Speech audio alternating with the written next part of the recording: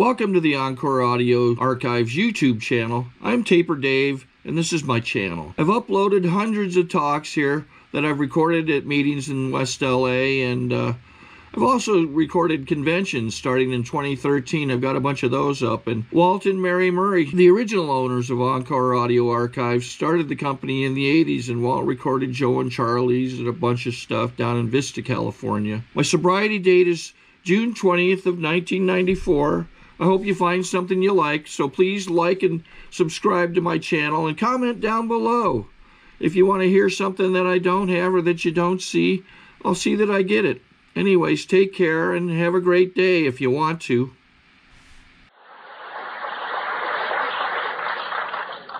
Thank you, Eddie, and good evening, ladies and gentlemen.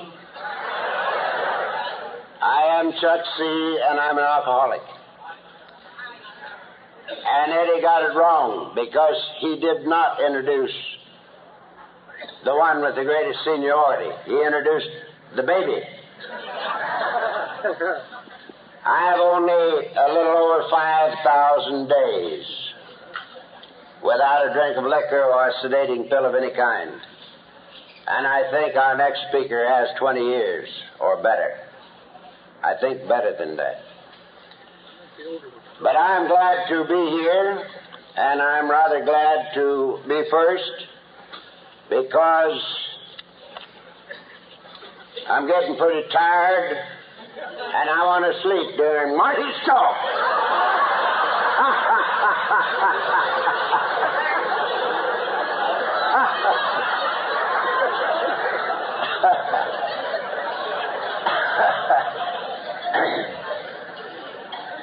First, I want to thank you all for coming.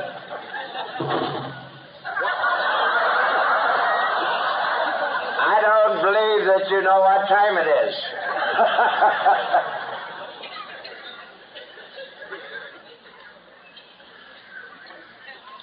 I am here because a drunk had time. And that drunk would not have had time had it not been for those who went before us. This is our 25th anniversary. And I think that all of us have had a chance today to look back over the early beginnings of this fellowship and to understand perhaps a little bit more about the problems they had in the beginning. I think that in these last 5 or 6 years, when I've been running around the country a great deal, that I have met some of the finest personalities that I've ever known, both male and female. And nearly always I look at them and I think, I wonder if he could have done it. Or I wonder if she could have done it, had the program not come to us as it did. And I've looked at me very closely and I've said, I wonder if I could have done it. And in all cases, and much more so with myself, I've had to say no. If they hadn't have found this thing before I had to have it, I would have been dead, and all those that come after me would have been dead. So I think that we cannot help but decide that our debt of love and gratitude can never be expressed to Bill and to Dr. Bob and to those who went before us. And I think that on an anniversary, the great thing that comes to all of us is that feeling of rededication.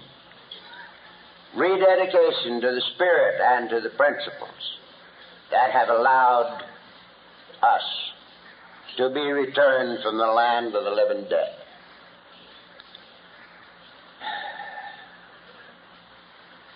I never got here by choice. I would never have gotten here by choice. I am one who had to run completely out of time, completely out of people, completely out of everything, including sanity and health. And when there was nothing else for me to do, I came to AA. Now, it was real difficult for me to come because I didn't like people. The human race didn't interest me very much. They were either too mean or too stupid to merit my attention. And of all peoples, I hated the drunk the most.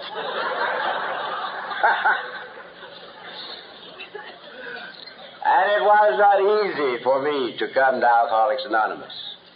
To show you how hard it was, on my next to the last drunk, I drove 6,000 miles in a blackout. I drove from here to Louisville, Kentucky, and up through Indiana to North Michigan and back to the coast. And I remember only about 5% of it.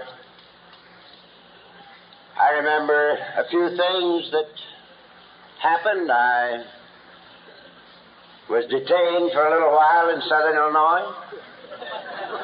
I didn't know I was in southern Illinois till they told me.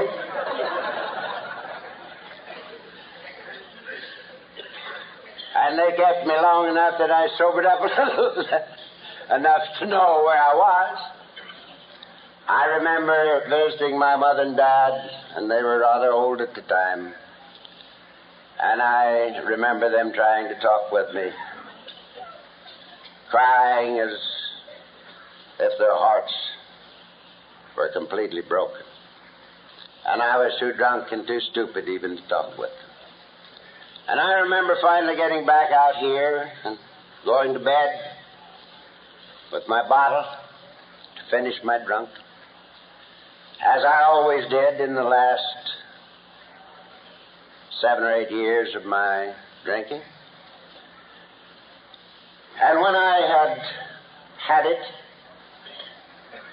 and couldn't even roll out of bed to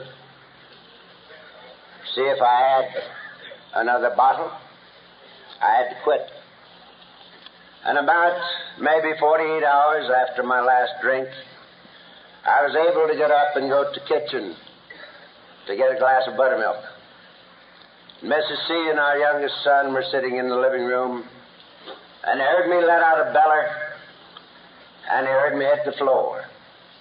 And they came running out to see what had happened, expecting to find me chewing my tongue full of holes and babbling like an idiot, as I usually did when I went down.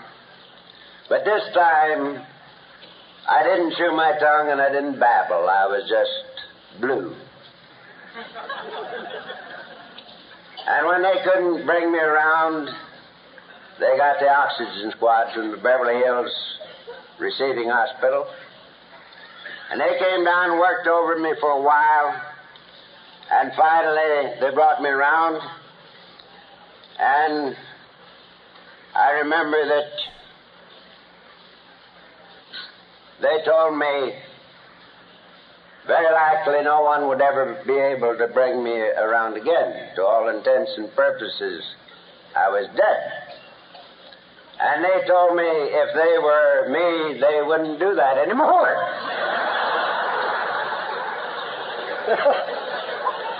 They were against it.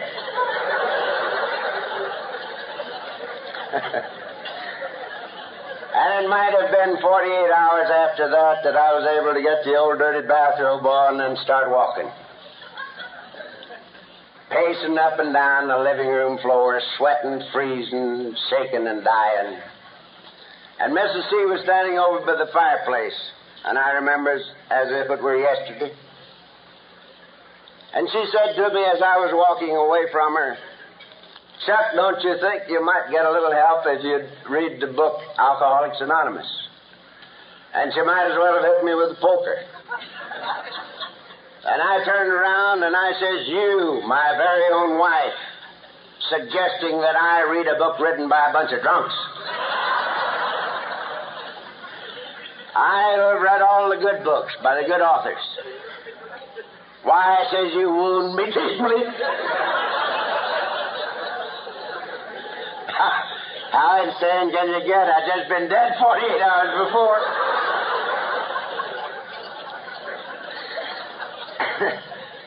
And I topped it off by saying, and besides, I can write a better book than that myself.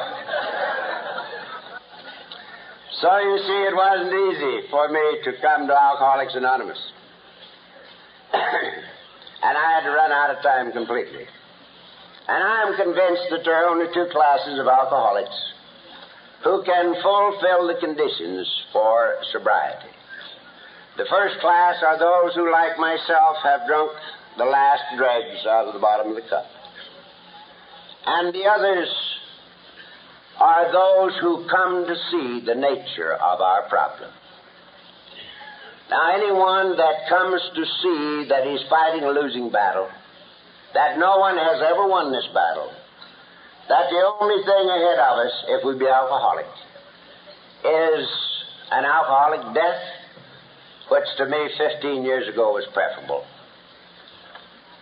Permanent insanity, where they have to put us in some laughing academy someplace for the rest of our lives, or a way to live without alcohol.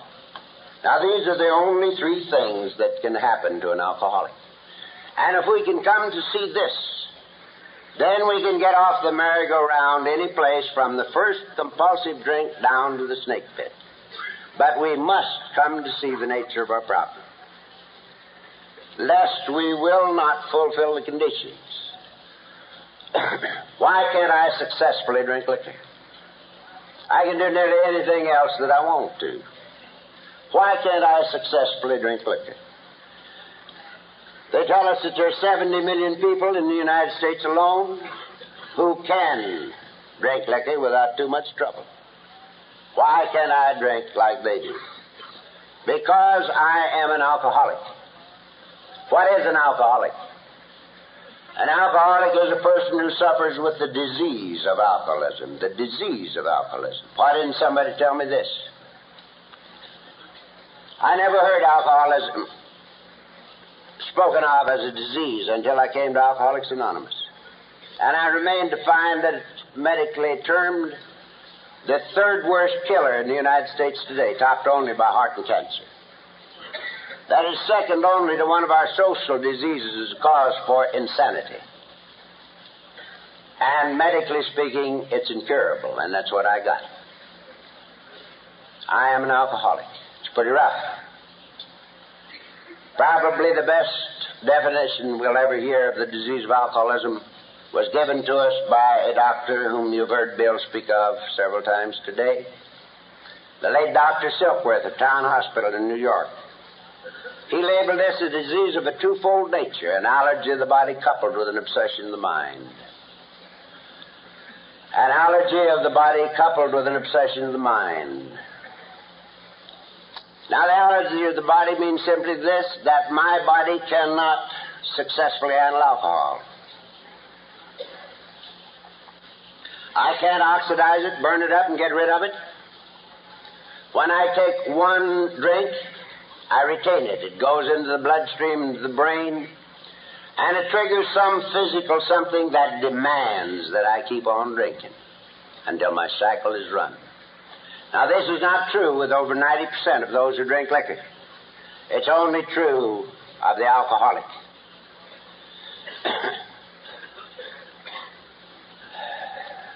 This is a most interesting thing to me because there is not a doctor in the world that can tell me why my body cannot successfully handle alcohol. They don't know. About half the experts think that people like me were born with the inability, physical inability to react normally to alcohol. That we're doomed to be become alcoholics from birth if we drink liquor. And there's lots of evidence along this line. Many amongst us go off the deep end from the first drink. And the other half of the experts say it's the damaging effect of the alcohol on the system that eventually causes us to lose our ability to react normally to it. And there's evidence along this line, too, because I drank 15 years before I lost control completely. But the thing that all the experts agree upon, and the thing that I must forever remember, is that once an alcoholic, always an alcoholic. There isn't a case in medical history where anyone amongst us has ever been able to return to normal drinking, successful drinking. Now this I must always remember. There's another thing that I must always remember, and that is that the physical part of the disease gets worse with the passage of time, even when we ain't doing it. This fools a lot of us. You know, when you get the wrinkles out of your belly and got a little money in your pocket and it gets feeling pretty good, you can forget this pretty quickly. And this is one of the greatest recommendations on earth for staying active in Alcoholics Anonymous. Because we can't forget that the allergy gets worse with the passage of time. When we're sitting once in a while in the dark room with a man or a woman who's been sober any place from 5 to 15 years, who forgot. We sit there holding their hand, smelling that second-hand formaldehyde, and that 30-day-old booze oozing out of the pores. And we hear him say, why? This is a heartbreak, but it makes it unnecessary for us to challenge the statement. The disease gets worse with the passage of time. Lastly, there is no known remedy for our bodies. If we had millions of dollars, there's no place on earth that we could go and buy a cure.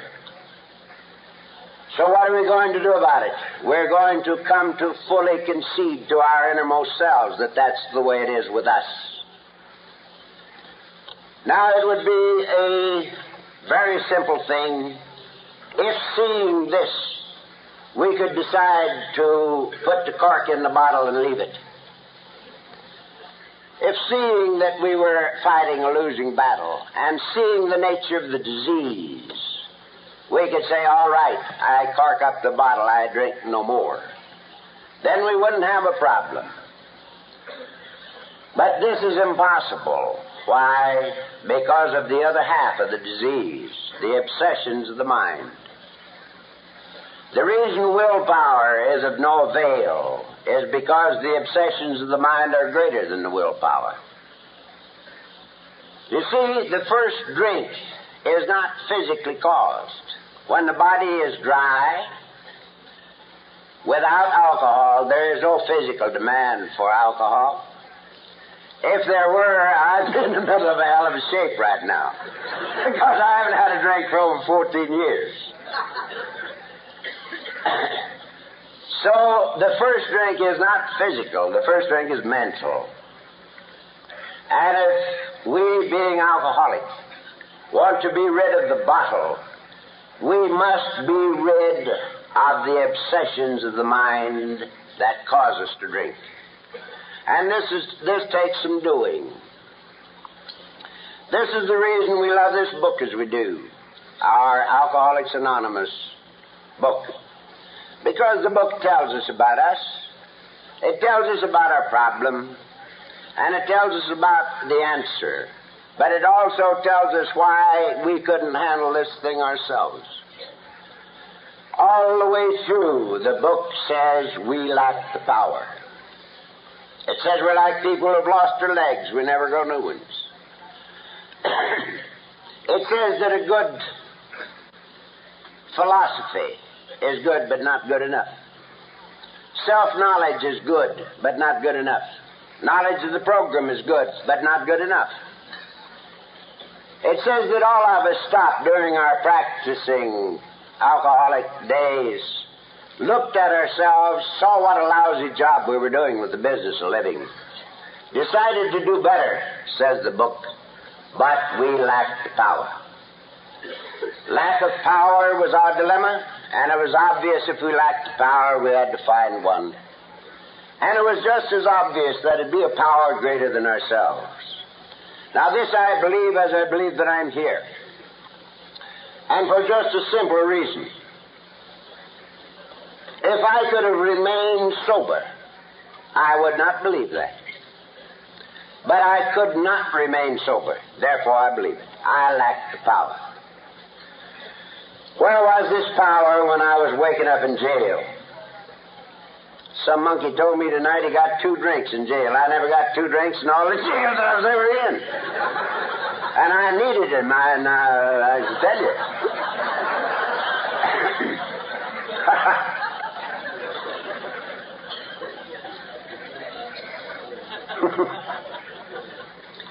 Where was the power when I was writhing in the floor, chewing my tongue full of holes and babbling like an idiot? In an alcoholic fit. Or maybe on our 25th, we should say an alcoholic convulsion. It's nicer.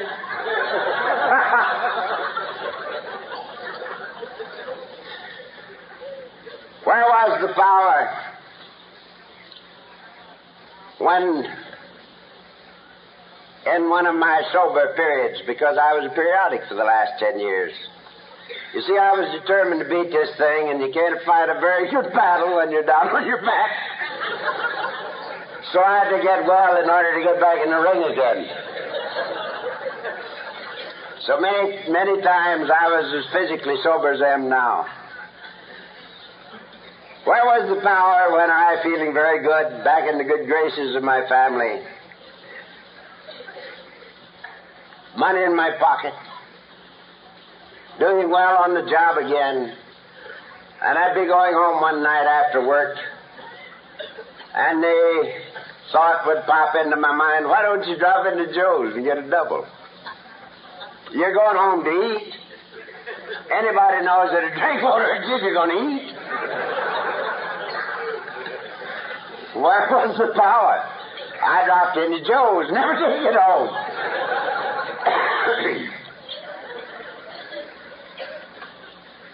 I lacked the power. And so I believe the book when it says that under certain conditions, certain circumstances, it seems that there's only one defense against that first slug, the drink I must not take, and that's help from a power greater than myself. And I think the finest formula under heaven for bringing that power into being in our lives is the 12 steps of the Alcoholics Anonymous program. And I do not believe that any individual can fulfill the conditions of these steps and fail to receive the power. I don't think it's possible. I don't think there's any special dispensation or special grants or special favors. We fulfill the conditions, and the power is added. My book says, here are the steps we took. That's the last thing before the 12 steps. And the beginning of the 12 steps says, having had a spiritual awakening as the result of these steps. Now this would indicate that someplace between 1 and 12, something happens. If we take these steps. And I believe that's the way it is. If you want to get sober and remain sober, do these things. This is a program of action. Here are the steps we took. And it's as simple as that. That's all there is to it. That's the trouble with it.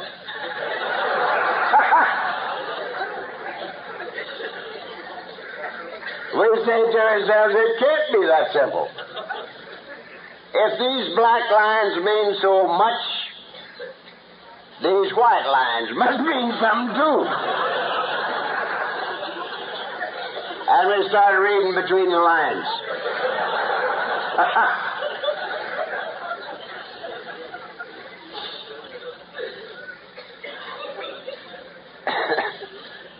Well, you say, if it's that simple, how come we have so much trouble? Well, there are just a few things that cause most of our trouble in Alcoholics Anonymous. The first one, I think, is that we keep thinking that alcoholism is just a matter of separating ourselves from the bottle.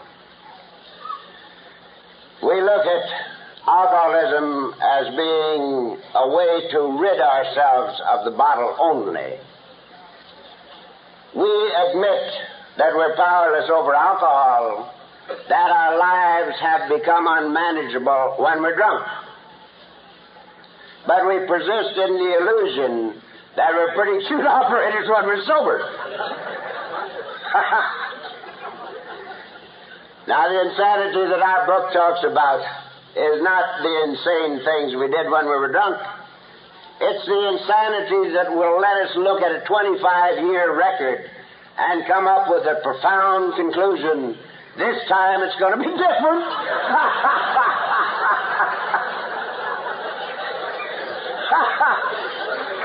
Yeah.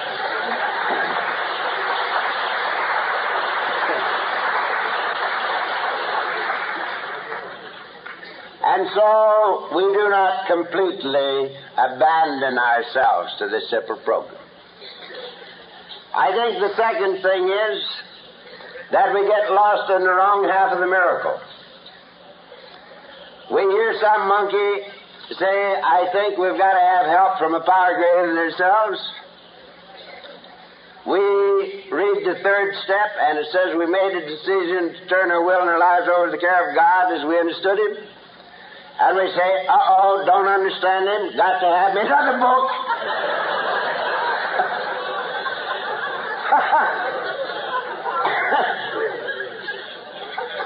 And so we get another book, and we read, and we nip, and we nip, and we read, and then we nip, and we don't read.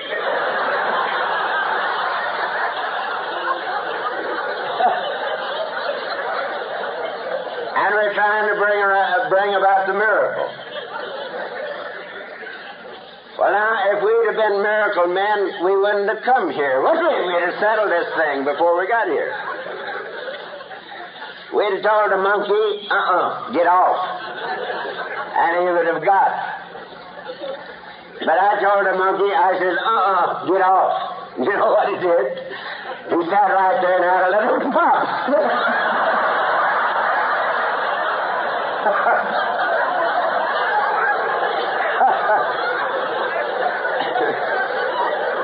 We are not miracle men. We do these things and let the miracle happen. Probably the most discouraging thing that I ever hear from a new person is this remark, I see that I have to find God in order to get sober. I looked for God for 35 years, and I couldn't find Him. And I never found Him at all. And then I quit looking and started doing these things. And then He found me. And I didn't even know when it happened. Let's not get lost in the wrong half of the miracle. Let's get simple enough to turn the page, quit looking at the problem, and start looking at and trying to live in this answer. And lastly, the power is added, and we keep waiting for the power to be added.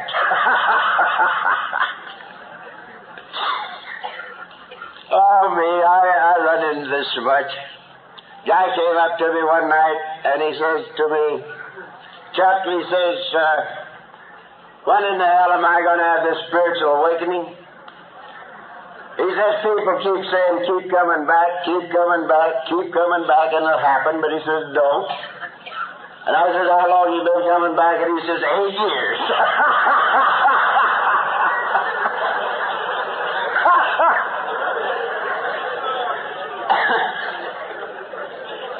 And he was a good-looking guy, well-dressed, and didn't look like he was having much trouble with alcohol. And I said to him, well, have you had any trouble? And he says, no, I haven't had a drink since the first night. And he looked real well-dressed and affluent, and I says to him, well, what else has happened to you? And he started listening. And everything had happened to him except he didn't win the Wisconsin primary.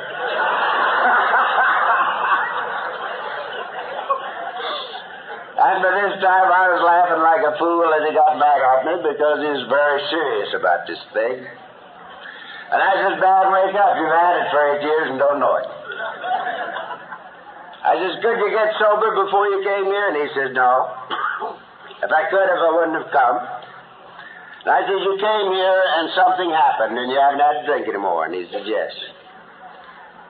I said, did these good things happen to you before you came? And he said, no. But you came here and something happened, and now these good things happen in your life. And he said, yes. I said, maybe all you need to do is start thanking God with every breath you draw, and you'll have the whole package. You'll have it. And I'd just like to ask you one thing, and I'd like for you to let your imagination run completely riot. I am an alcoholic. I cannot of myself keep from drinking. I cannot live and drink. Now what in your imagination could you dream up that any power could give me that would be 1/1,000,000th as desirable as a way to live without drinking? To me, this is the greatest gift that God could possibly give me. I am an alcoholic. I cannot of myself keep from drinking, and I cannot drink and live. So this is the first fruit of the program, the ability to live without drinking. And secondly, a few little things that go with this. What about the ability to eat without...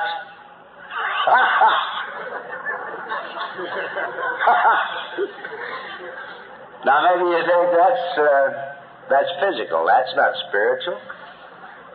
You get hungry and you eat. But not so with some of us. You know that I spent 2 weeks trying to get to a chili joint at the exact second when I could swallow?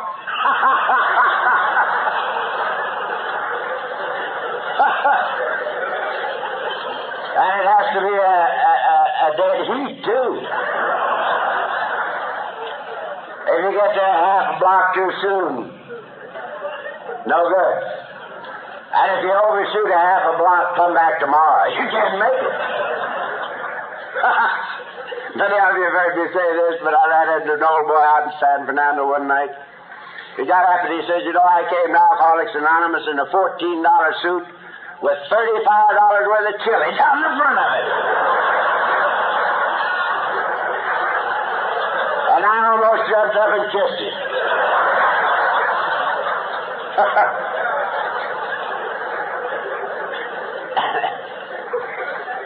The ability to taste, smell, eat, and enjoy food. Why, this is terrific. This is good living. I think even after eating for 14 and a half years, that I never sit down to a meal without maybe having about the same reaction that the devout get out of the Blessed Sacrament. This is truly a great thing in my life. And next, what about sleeping? Now, maybe you never lost a night's sleep. Maybe you think that's physical, but not so with me. I'm laying in that bed night after night, day after day, day after day, night after night, and no sleep. And after a while, you come all unglued. You come all apart. And you're so tired you can't... Oh, it's awful. You've got to rest. And you yell out, God, please let me sleep for 20 minutes. And there is no rest. Because the time comes when you can drink that flip by the tumbler. And you can't get drunk. And you can't get sober. And you can't live, and you can't die. Now I can flop down on this hardwood floor and go to sleep, and I'm about to do it.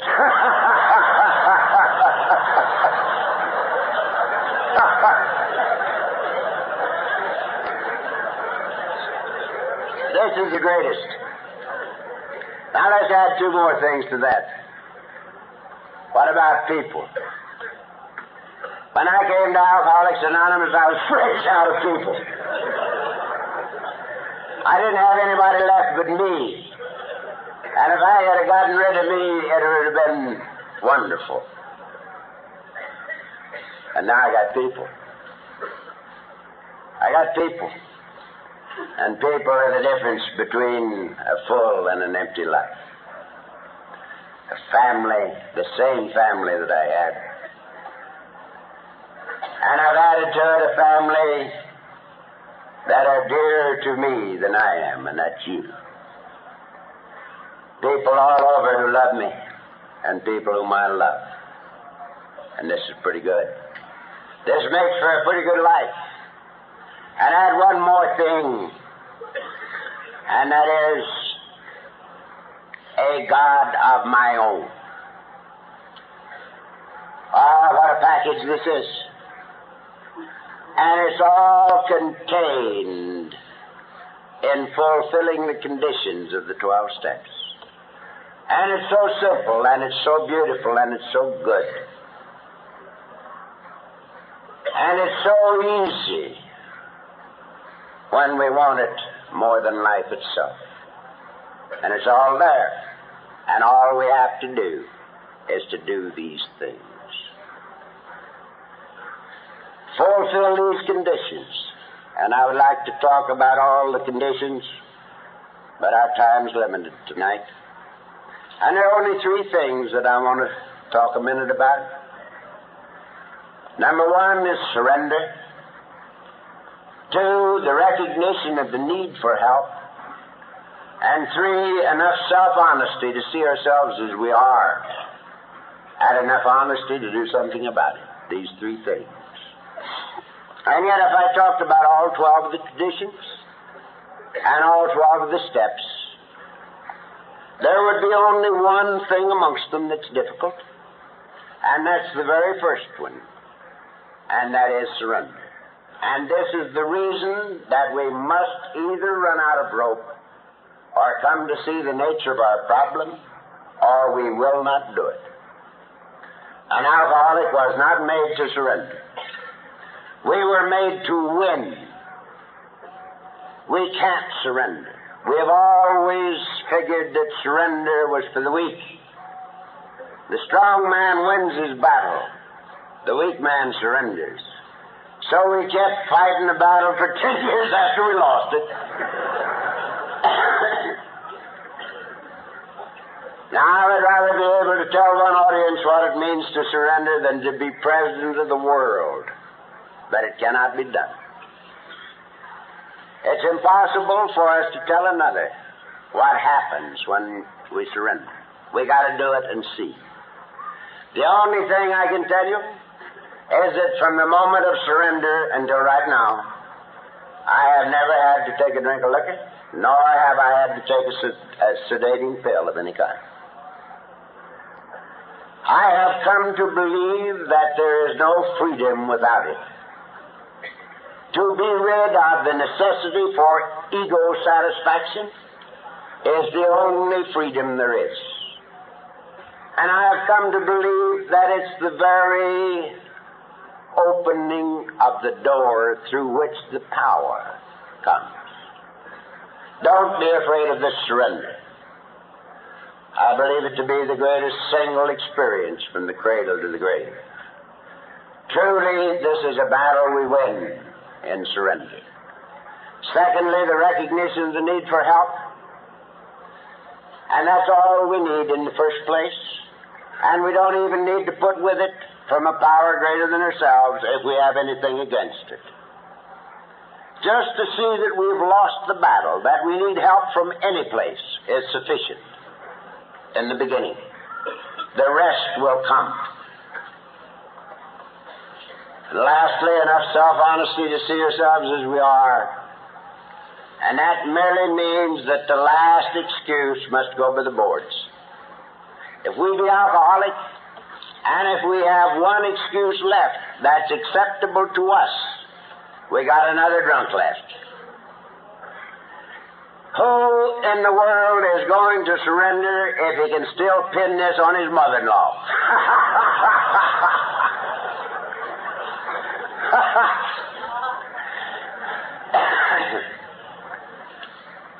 We must come to see that it is I who can't get along without that flip. I'm the monkey. If there be fault, it is mine. And enough honesty to do something about it. Namely, to practice these principles in all of our affairs one day at a time. These are the conditions for sobriety. Again, if you want to do these things. Now, in closing, I'd like to spend just a minute or two with you thinking about what I think about, and I've been thinking about for the last 3.5 years. It was our happy privilege 3.5 years ago to move to the little town of Laguna Beach. We're sitting up above the town, about 500 feet on a hill down there. And we got a great big window. And the window looks down over the town of Laguna and the ocean and that beautiful coastline. And when it's clear, the ocean and Catalina Island. And I can sit there in that big chair of mine and I can see just about everything that God ever created. Because out of one window is the mountains. Down here is the flat. There's the ocean. Over there the islands. And up here the heavens. And so I looked out on almost all of creation.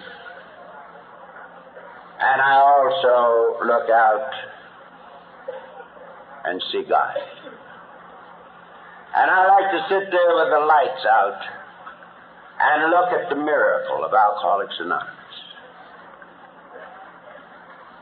I used to be an avid reader. I read everything that I could get my hands on. I had to have an answer, and I couldn't find it. But now I can't read. I just sit there and look at this thing and think about it. And pretty soon, the only thing I see is faces. Faces. And they're your faces.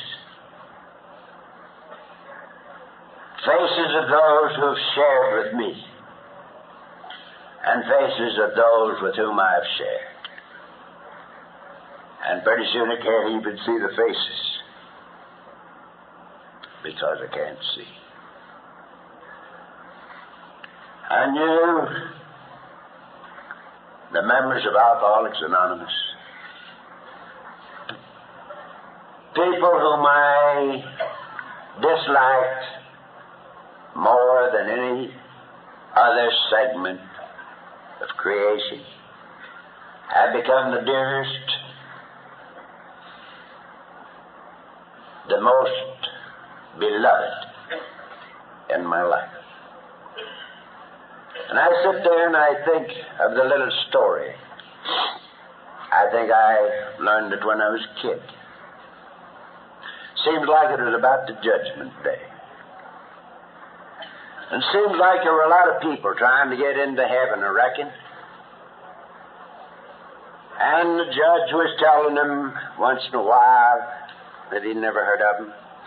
And finally some nondescript little guy came up. And the guy says to him, "Go on in." He says, "I was hungry and you fed me. I was thirsty and you gave me to drink. I was sick and you visited me." And the little guy says, "Oh, you must have me mixed up with somebody else." He says, "I never saw you before." And he says, "Inasmuch as you've done it to the least of these, you've done it also unto me. Go on in." And I think to myself, this is AA. That we share our experience, strength, and hope, one with another, in love. Now somebody says that God is love, and maybe this is the way we come to know love and to know God. And then I think of one more little story. Seems to me that it was the last days that the carpenter was with us on this earth. And he called his very good friend Peter into him, and he asked him a question. He says, "Peter, do you love me?" Peter says, "Yea, Lord." He says, "Tend my sheep." And then he asked him again, "Peter, do you love me?" He says, "Yea, Lord." He says, "Tend my sheep." And the third time he asked him. And the third time, the admonition, "Tend my sheep." And I think this is AA. And I think maybe it's in tending the sheep that we come to know the shepherd. And so it is that looking at my own life and looking at the life of my good wife and our children, seeing the pitiable condition that we were all in 15 years ago, and then looking at the life that we have now, truly it is a miracle. And it's almost beyond my comprehension. And I think to myself, what then can I do? How can I serve this God who has come to be my constant companion? And try as I might, the only way I can imagine that I might serve him, thus showing my gratitude, is to serve his kids. And this is my life. This is my love. This is my dedication. As I said in the beginning, I'm here because a drunk had time. And I'm almost sure that as long as I have time, I'll be here. God bless you all. I think we got a great talk going on here. Thanks for watching the channel. Taper Dave here. Just curious, do you think this is better than Zoom? Okay, this is how I prepare my drone for launching. I like to do it inside the cab of my truck so I'm not standing outside in the weather. To install the joysticks for control, up and down, right and left, powered on. I have an Android phone that I use to connect it to the drone with. And it's actually controlled through the iPhone, through an app. Oops, wrong way. It's actually controlled through the iPhone, or through this Android phone, through the app. It's actually controlled through the Android phone, through an app, and you connect it through this short connection right here.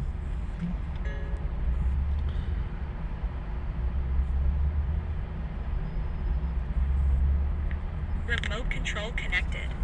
Remote control is connected.